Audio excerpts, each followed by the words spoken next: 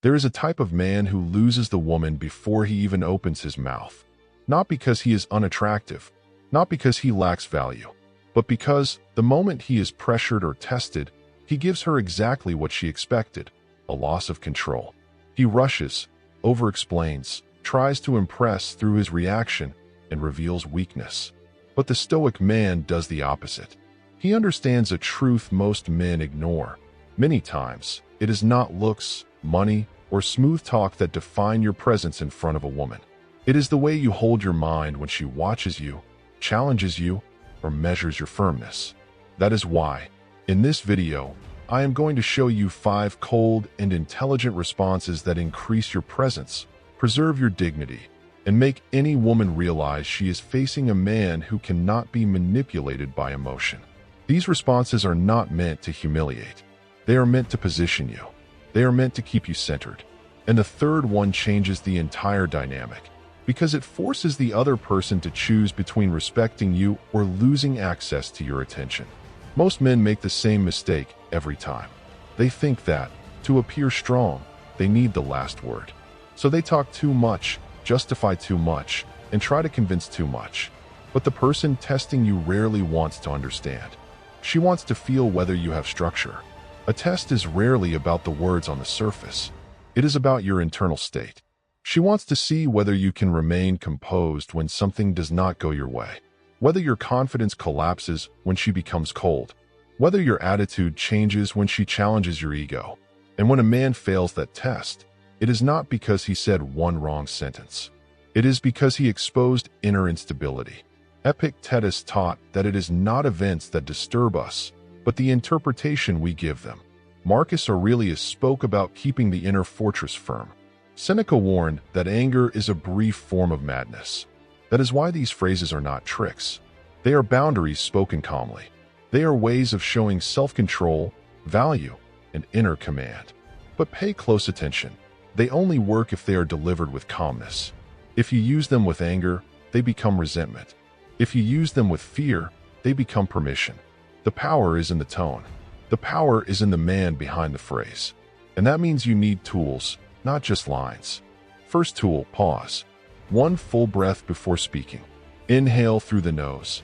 Exhale slowly. Lower your shoulders, and let your face stay neutral. That pause already separates you from the average man, because most men react before they think. Second tool, slow your delivery. If you speak too fast, you sound affected. If you speak too much, you sound defensive. Short answers, steady eye contact, relaxed posture. A calm man does not need to flood the room with language. He lets silence do part of the work. Third tool, observe patterns, not isolated moments. Was she teasing once, or constantly trying to destabilize you? Was it playful, or disrespect disguised as playfulness? A weak man reacts to every detail. A strong man reads the pattern. Response 1. I don't need to prove anything right now. This one is powerful because it breaks the most common expectation. Many women, especially in the beginning, watch to see if a man is constantly trying to sell himself. They provoke, compare, minimize, all to see whether you will chase validation. The average man falls into the trap. He starts explaining who he is, what he does, why he deserves attention. And the more he tries to seem valuable, the less valuable he appears. The stoic man does not step into that. If she comes at you with a provocation or a test to see whether you are seeking approval, you keep your posture and respond. I don't need to prove anything right now. No rush, no defense, no tension. That phrase communicates something very clear. My value does not depend on your immediate reaction. Women often notice neediness before men notice it in themselves. Neediness leaks through the eyes, through the speed of your words, through the urge to correct every misunderstanding. The man who can remain relaxed when he is not immediately approved already separates himself from most men. Response 2. The way you speak says more about you than it does about me. This is for moments when the provocation comes with sarcasm, contempt, or humiliation disguised as a joke. She mocks, cuts in, throws shade, and expects you to react like most men do, becoming defensive. But when you respond, the way you speak says more about you than it does about me. You do something rare. You do not absorb the blow. You return the responsibility without aggression. Marcus Aurelius taught that the best response to another person's fault is not to become like them. That is why silence matters here. After saying it, do not overtalk. Do not explain. Let the sentence stand. A solid man does not panic after speaking the truth. This is also a strong defense against emotional manipulation.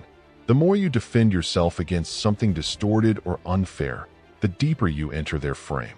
But when you calmly name the behavior, you step outside the trap. Response 3. We can continue when there is respect. This changes the dynamic the most. Sometimes a conversation stops being a conversation and becomes a dominance test. She interrupts, changes the tone, twists your words, and tries to pull you out of your center. But the stoic man understands. Stepping out of a manipulated game is not losing. It is refusing bad ground. So you breathe and say, we can continue when there is respect. Simple, clean, final. Epictetus spoke often about inner consent. You do not control the other person's behavior, but you do control what you accept. That phrase withdraws your consent from disrespect. Many men think boundaries push women away, but weak boundaries invite more testing. Clear boundaries show that your attention is not cheap and your peace is not negotiable. Use this when the pattern becomes obvious, not at the first tiny discomfort. Use it when respect has clearly dropped. Response 4. I'm not going to continue in this energy. The intense man chooses where to place his strength. The uncontrolled man wastes energy trying to win every tension. When the conversation has already been contaminated, and you know staying there will cost you your peace and clarity, this phrase protects you. You are not attacking the person. You are naming the atmosphere and removing yourself from it. That communicates self-awareness and inner command.